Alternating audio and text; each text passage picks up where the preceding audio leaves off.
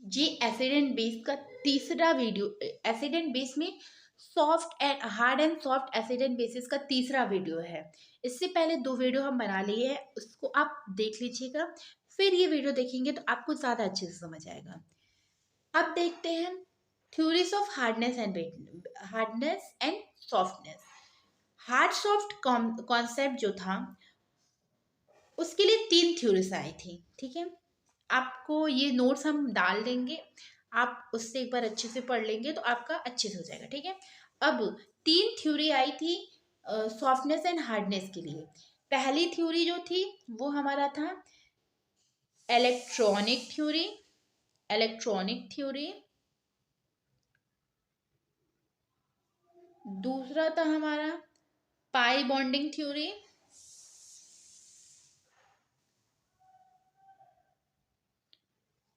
तीसरा था हमारा पेटेजर थ्योरी, ठीक है।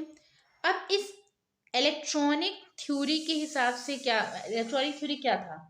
इलेक्ट्रॉनिक थ्योरी के हिसाब से जब हमारा हार्ड एसिड हार्ड बेस से रिएक्ट करता है तो जो कंपाउंड फॉर्म करता है वो स्टेबल होता है, और जब हमारा सॉफ्ट एसिड सॉफ्ट बेस से रिएक्ट करता है तो जो कंपाउंड फॉर्म करता है वो स्टेबल होता है, ठीक है। और इलेक्ट्रॉनिक थ्योरी बताती थी कि ऐसा क्यों होता है कि जब हार्ड एसिड जब हार्ड बेस से रिएक्ट करता है तो स्टेबल कॉम्प्लेक्स फॉर्म करता है, और सॉफ्ट एसिड सॉफ्ट बेस से रिएक्ट करता है तो स्टेबल कॉम्प्लेक्सेस फॉर्म करता है, ठीक है। क्योंकि जब भी हमारा हार्ड एसिड हार्ड बेस से रिएक्ट करता है तो जो कॉम्प्लेक्स फॉर्म करता है, ठीक है, हार्ड एसिड हार्ड बेस से रिएक्ट करता है, जो कॉम्प्लेक्स फॉर्म करता है वो आयनिक होता है, और आयनिक कंपाउंड हमेशा स्टेबल होता है। और सॉफ्ट एसिड सॉफ्ट बेस से रिएक्ट करता है तो जो कंपाउंड फॉर्म करता है वो कोवेलेंट होता है, और कोवेलेंट बॉन्ड हमेशा स्ट्रांग होता है, जिसकी वजह से ये स्टेबल कॉम्प्लेक्सेस होते हैं, ठीक है। नेक्स्ट, तो जो हमारे एक साइंटिस्ट थे मिशन, मिशन क्या किए थे? मिशन एक रिलेशन दिए थे।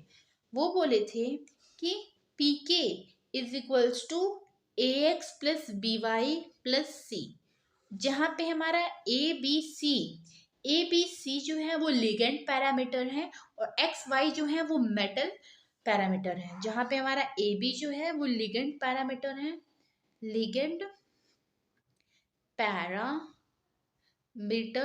और एक्स वाई जो है वो हमारे मेटल पैरामीटर है, मेटल पैरामीटर, ठीक है। ये बोले थे कि अगर x की वैल्यू, जो हमारा x है, उसकी वैल्यू 3.2 से ज़्यादा हुई तो वो सॉफ्ट होगा, सॉफ्ट, ठीक है। अगर 3.2 से ज़्यादा हुई तो वो सॉफ्ट होगा, और अगर हमारी y, और अगर अगर x की वैल्यू 3.2 से ज़्यादा हुई तो वो सॉफ्ट होगा, और अगर x की वैल्यू 2.8 से कम हुई तो वो हार्ड होगा, ठीक है।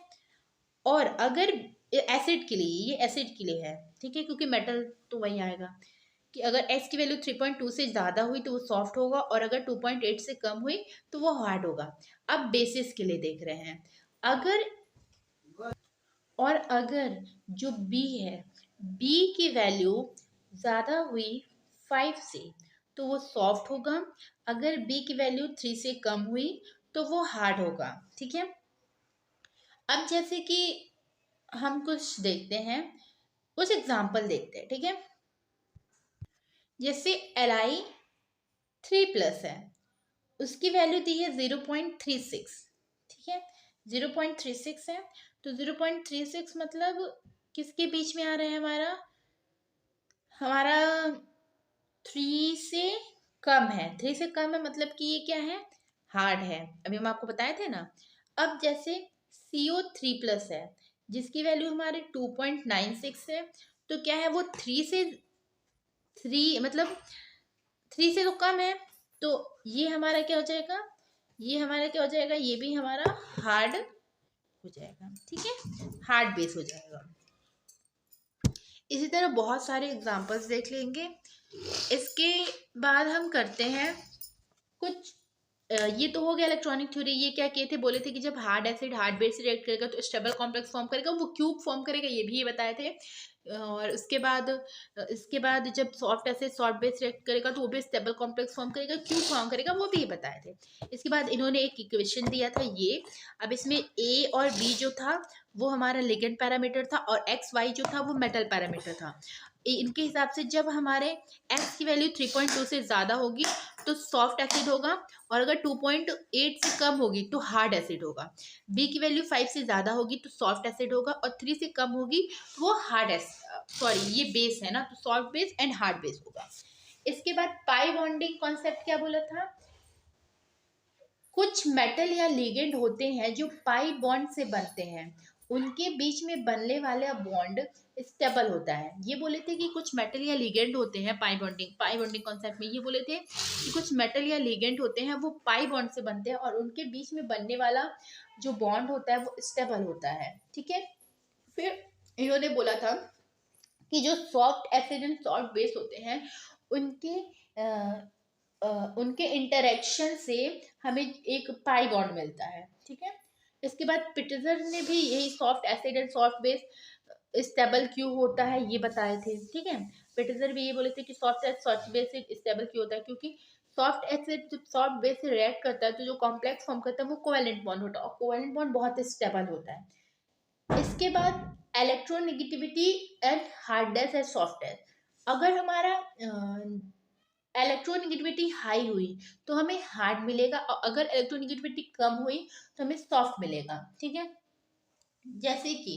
जैसे कि हमारा फ्लोरीन, क्लोरीन, ब्रोमीन, आयोडीन। तो क्लोरीन की इलेक्ट्रोनेगेटिविटी ज़्यादा होती है तो हमें हार्ड मिलता है, ब्रोमीन बीच में आता है, आयोडीन की इलेक्ट्रोनेगेटिविटी कम होती है इसलिए हमें सॉफ्ट मिलता है। ठीक है, फिर पियर्सन ने एक रिलेशनशिप दिया था हार्डनेस एंड सॉफ्टनेस को डिफाइन करने के लिए। कौन सा रिलेशनशिप था, ये था कि N इज इक्वल्स टू